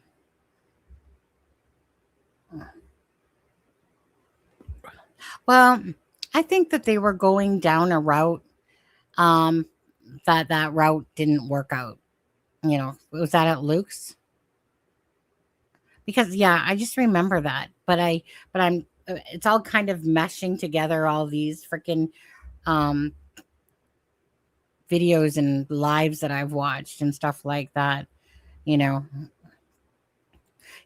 sad thing a little bit about this all is that, you know, there was so many people, of course, around there, the cameraman, News Nation, Brian Hinton, and, you know, from News Nation, and all these different reporters and YouTubers. And basically once they handed the home over, it was like, okay, pretty much like everyone's gone now, right? Whereas like JLR was doing like 12, like 11-hour and something, pretty much 12-hour lives every single day. I did appreciate that, myself, because although I did watch a ton of different stuff, I just like the fact that it makes you feel like you're part of it still, right? That there's live coverage going on, that you're seeing the house, you're seeing the different action. You have these weirdos, this one drunk guy that gets arrested there.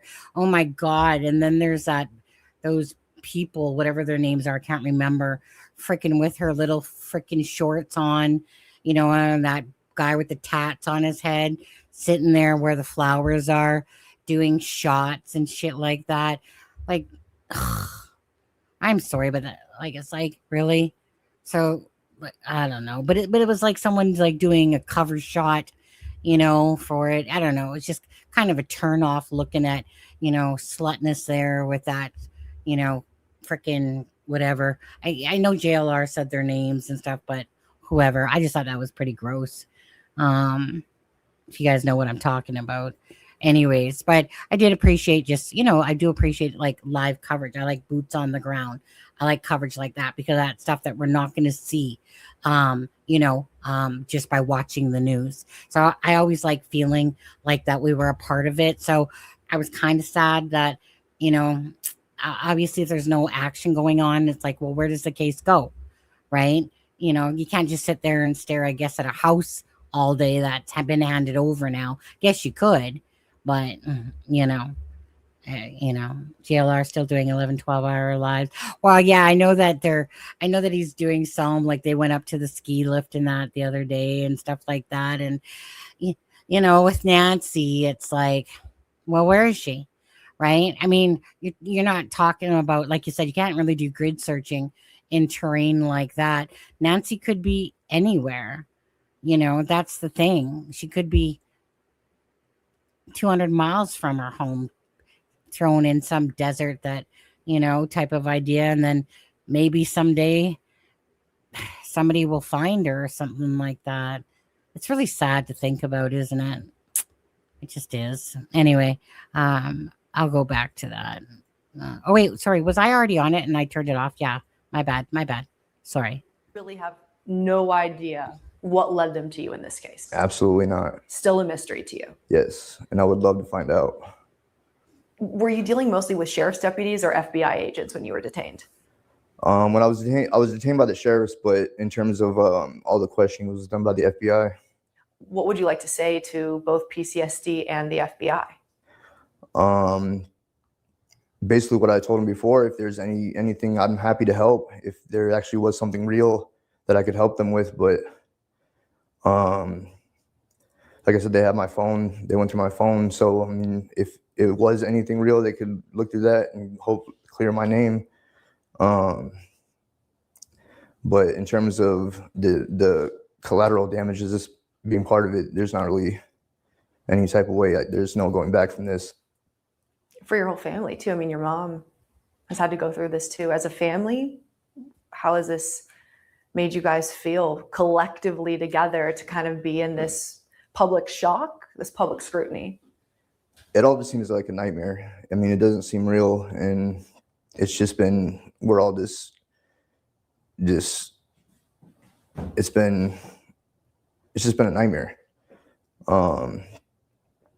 I know my mom, she has like problem with stress, and like she was doing good before this. After this, she's been a lot more stressed. It's been hard. I'll let her speak to how it's affected her, but I mean, in terms of collectively as a family, it's been a nightmare. What's your message for Nancy Guthrie's family? I mean, I like everyone else. I want to see her come home.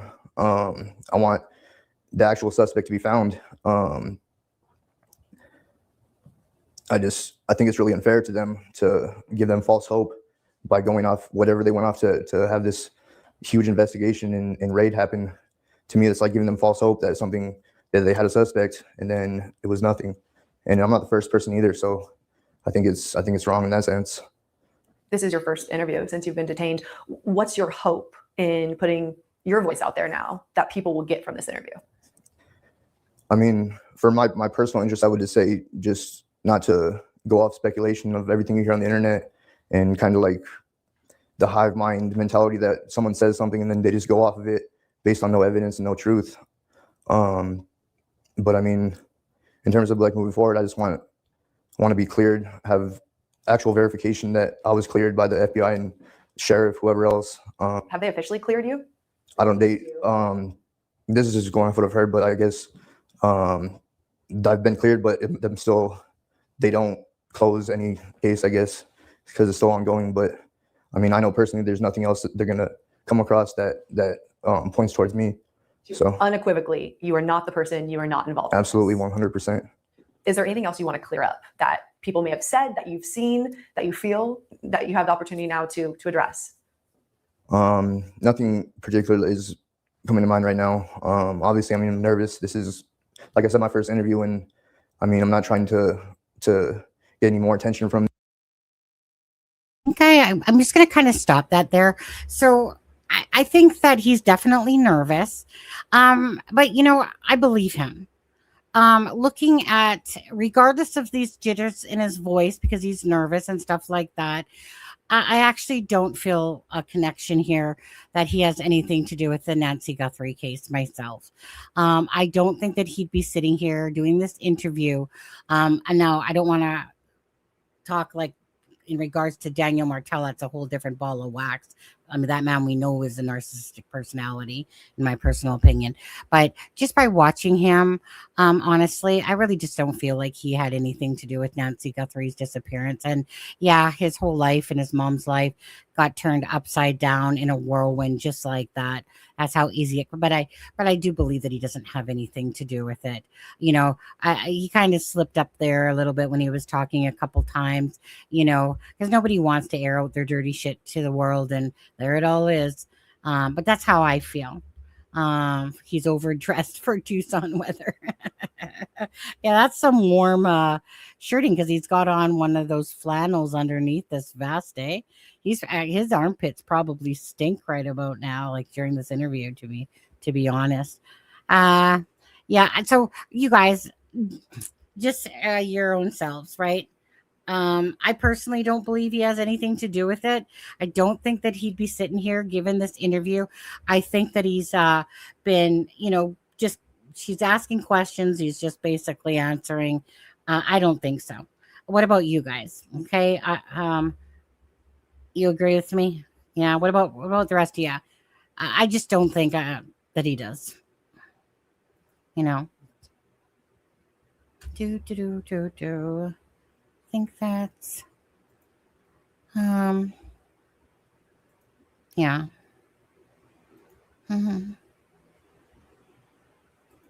Feel the same. Yeah. I'm just, you know what? There's like I'm all about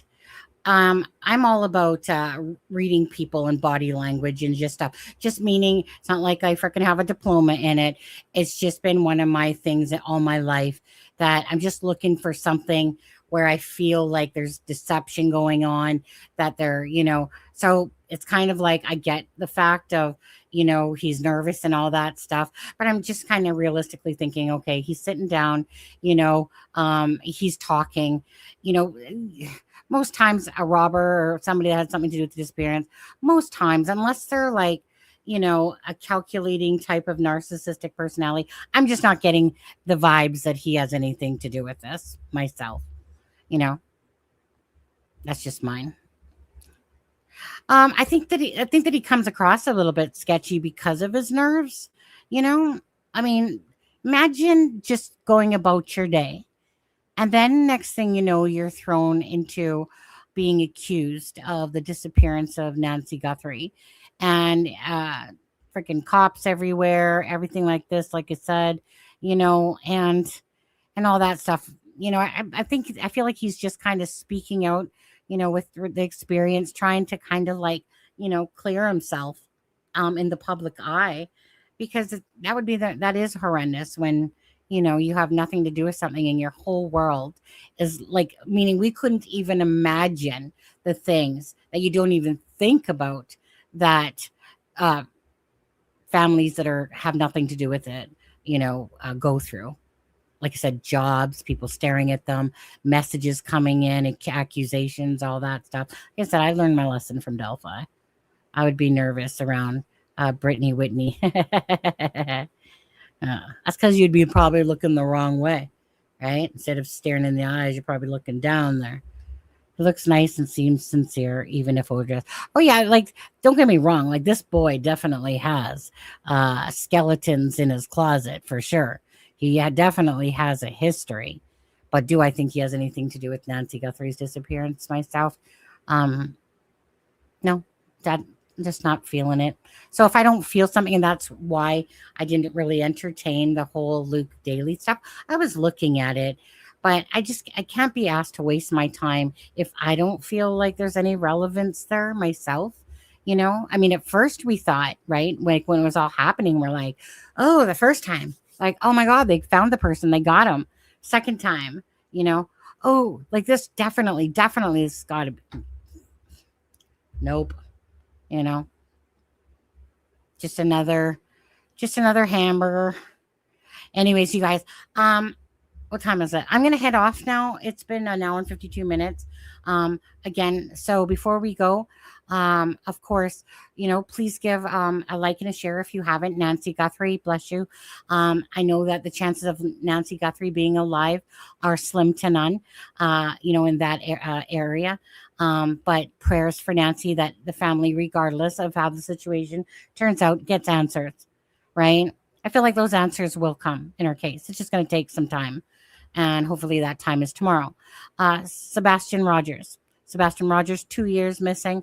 Again, if anyone does have any information or, can share, Sebastian's poster around their social media and stuff like that, keep his name out there. Sebastian Wayne Drake Rogers disappeared on February 25th, claiming his mom claims into the morning of February 26th.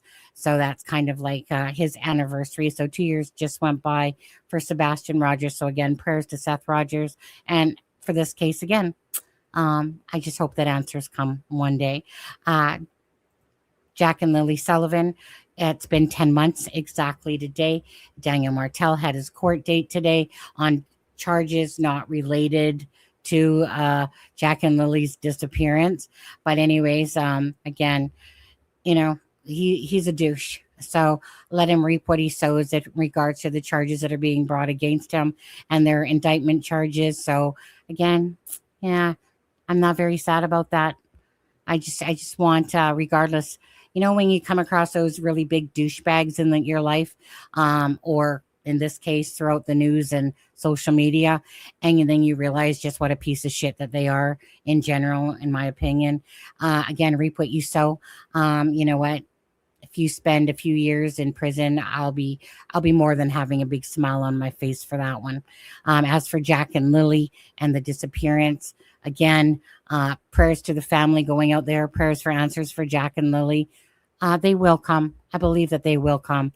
Out of the 3 cases, I believe that Sebastian Rogers is going to be probably the longest one that we get an outcome for out of all 3 of these ones. But I do feel like there's knowledge about what happened to Jack and Lily. It's just a matter of evidence and being able to connect it and have that, with it. But we'll see how that turns out as well. Anyways, you guys, nice to see you guys. You guys have a great night. Not sure when I'll do my next live, so I don't want to sit there and say, oh, I'm going to do one tomorrow or do one in a couple of days. Not sure. Just as I feel like I got stuff to do and work and stuff like that. I know I'm coming into my nights coming up, so there's definitely going to be 2 weeks. I'm not going to be doing that. But anyways, I'll probably do one perhaps, on one of my days off on Friday or Saturday. We'll see. I'll probably come visit you guys again. Anyways, biggest prayers to you guys. And actually, just before I leave, let me just 1 second. Just waiting for something to load. What's that? Okay, close. close. No, that's not what I want. This membership gifting. I'll just give out 5 memberships now. Just, let you use emoticons, stuff like that. So I'll just do that before I leave here. So Wild Dog got one. Born to Disobey. Heather Licious. Amy, but maybe not Amy. And then twin_mummy. I've got memberships. Okay, guys. So with that being said, have a great night. And I'll see you guys probably in a few days or so, okay?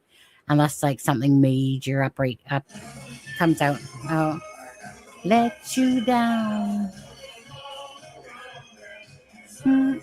Shannon, thank you for your $20 super chat earlier.